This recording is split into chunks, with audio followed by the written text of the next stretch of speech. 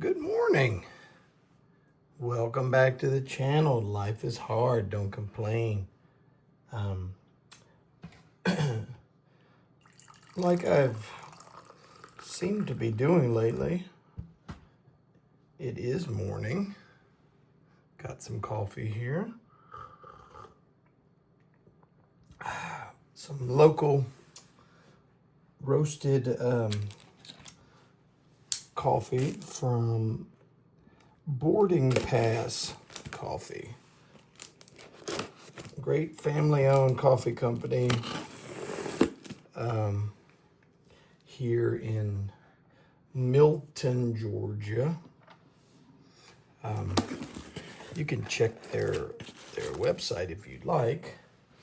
They're good people and they have very nice coffee. And today we have a box from our friends at Atlantic Knife Company with 2 knives. We're only going to do one review today. This is, I guess, a mystery knife. TD07L. Let's open it just because I don't remember what it is. Today's review is going to be this guy, but we'll see. Okay. And we'll do a review on this one. This is a Defcon. It's a budget knife brand, but it's a nice stout D2 steel knife. But TBD when we're going to do this one. I'm going to put it away. Here is our focus today, and we'll zoom in a little bit. Now this knife is another, this will be my second USA made Anza. Now, on my first video where I reviewed Anza knives,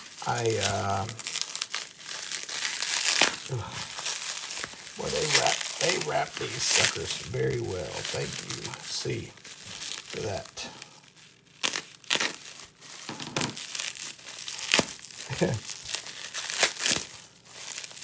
Good grief. Because of the stoutness of this knife, it doesn't actually require all that. It's a smaller knife, but I really like the brand, and I don't know. AZWKR6BBW. I don't know if that's from Anza or if that's an Atlantic Knife Company.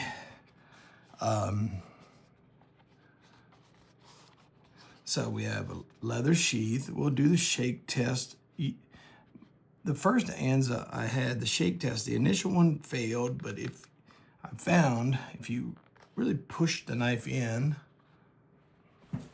you should be okay. Yeah, it's not going anywhere. Vertical carry, very nice, thick, full grain leather sheath. This is not cheap leather like a ton of companies put out there. Let's weigh it in the sheath first. Right at 153 grams, which translates to 5.4 ounces. Now, the reveal. See, this is a much smaller, more of a utility style knife from Anza. Under 4 ounces or 113 grams.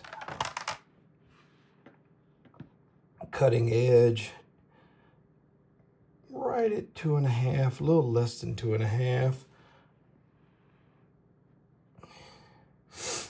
Total length of the knife is about 7.5 inches. I'm sorry, 6.5 inches. Let's look at the handle. This is actually a wood handle. This is a newer Anza built in, see, Anza USA 25. That means this is a 25. This is this year. Like all Anza knives, this sucker is super sharp, large, sort of it's basically a double grind. Looks like a hollow. It's almost a concave. So more hollow grind, and then almost turning into a Scandi, but it's a dual edge. And this video is going to be shorter because I'm not going to go super into the process of what they do at Anza, but if you're new to the channel, go to my other Anza knife review where I go into detail all the process. But basically, the folks at Anza Knives, they use repurposed files, annealed steel. So there's going to be some imperfections. See right here. That's a grind imperfection. They utilize a heavy duty proprietary, well, I don't know if proprietary is the right word, but secret type of adhesive epoxy to seal this in this case wood scales to the full tang of this knife. So and I've seen demonstrations where they just beat the hell out of the knife and the scale doesn't come off. The scale material will crack before it actually comes off of that full tang. So I have here some Wicked Wax, which probably everyone knows. I'm just gonna apply this. This is a high carbon steel. It definitely has the appearance of being stainless, but when it's the one thing about Anza I still haven't quite figured out is the composition of their steel. And because of that, I treat it as they say, it's a high carbon steel. I treat it as such. And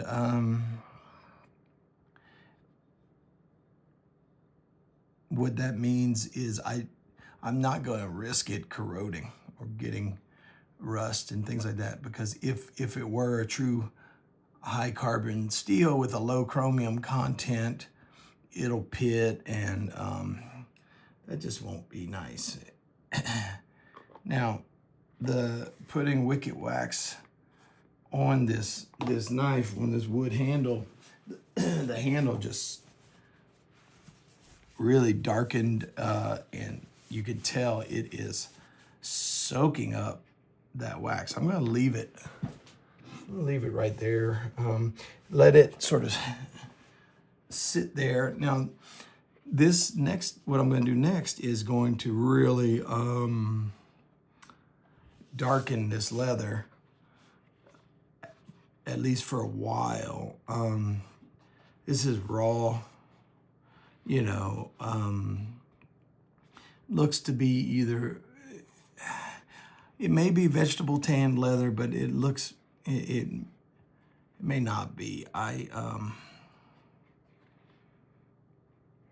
not positive on their process as far as that goes. But what I do with leather sheaths, I get my ballistol or another equivalent, and I'm going to oil the leather. And again, I learned this sort of and modified this technique from Wrangle Star Cody is his name. He's out west, a great guy. If you've never been to his channel, he's got a very popular channel. A lot of practical, helpful things discussed on his channel. So check him out if you haven't already. As you can see, this sheath darkened up very quickly, and the process I was alluding to that I learned from Cody was whenever you're oiling leather or wood, like a axe handle is where I got this sort of from him, and I think he learned it from old guys in the U.S. Forest Service, which I worked for as a contractor, but not out in the field. Anyway, the process is you oil this leather one day a week, once a day for a week.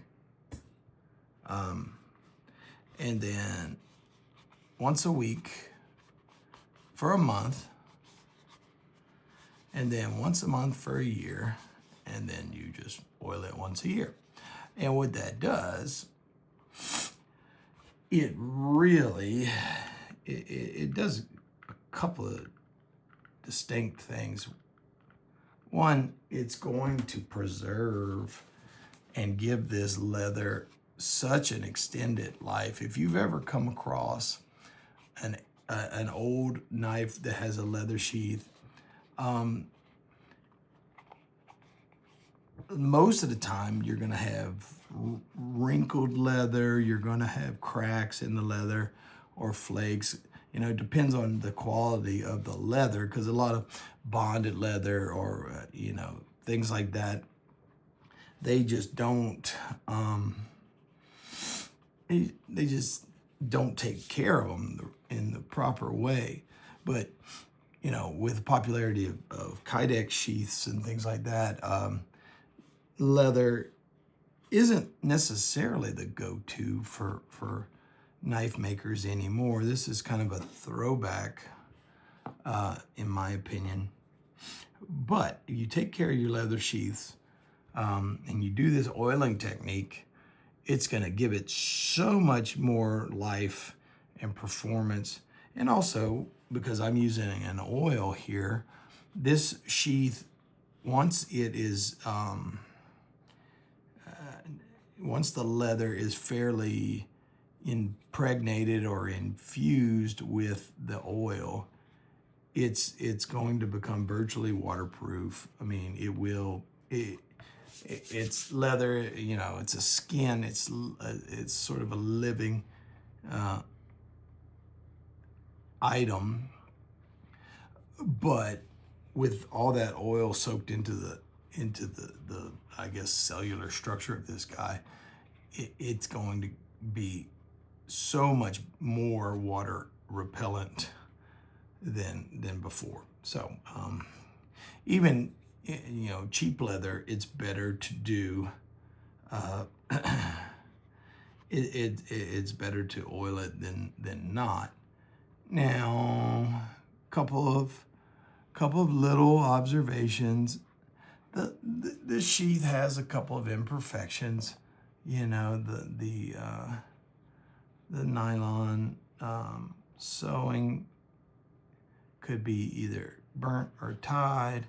There's some of the sheath is a little uneven, but that's just being very, very nitpicky. It's a nice quality thick leather, which you want if you're gonna have a leather sheath. The knife, I think it's set long enough with the wicket wax, and I'll just do a quick pass with a towel. I don't try to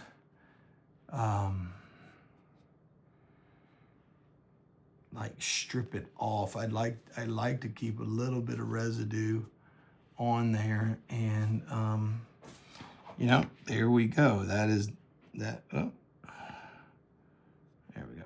That is our Anza. I'm gonna call this a Anza utility type knife. It's, you know, it's one of their smaller offerings. It's just a, you know, I can't say really enough about how pleased I am with this knife brand, really, because they were kind of a pleasant surprise, very unique in their presentation, and you know, American made. Like I really enjoy looking at some offerings that are more that are more along the lines of what I initially wanted to do with this channel. You know, I think they call this particular model the Bambino. That's the most similar knife that I could find on their website that resembles this. The handle's a little different, but the blade shape is on the same lines, and they actually have a Bambino with quite a different sheath offering on their website right now for like $90. I'll include the Anza website link in the description. If you haven't checked them out, check them out. Now, fair warning, they do not have a very modern website. Their website is fairly simple, and it's relatively easy to migrate around, but it doesn't have all the crazy filters like some of the other either knife brand websites or knife seller websites. Just keep that in mind. Other than that, you know, can't say can't really criticize this knife. It is you know, to be fair, there is a little grind issue or grind imperfection right there. You know, these are all, there's some cool videos where you can watch them make their knives, and you'll see it's all done by hand. And you may get those from time to time. I'm not going to beat them up about it. Great knife, useful for utility work and small chores. If you're out in the wild, you know, doesn't take up a lot of real estate. This would be fine for bushcrafting, small task bushcrafting. You know, if you had some very small wood, you could baton with this guy. The spine will let you ferro rod easily. Feather sticking would be a dream with this. So that's what I would use it for. Any questions about Anza knives, send my way. Happy to chat about it. And like I said before, if you want to see another Anza knife, I've done a video about the brand, and happy to support them, you know. With that being said, please like and subscribe if you haven't already, and be on the lookout for the next video. Remember, life is hard. Don't complain. Till next time, you guys take care.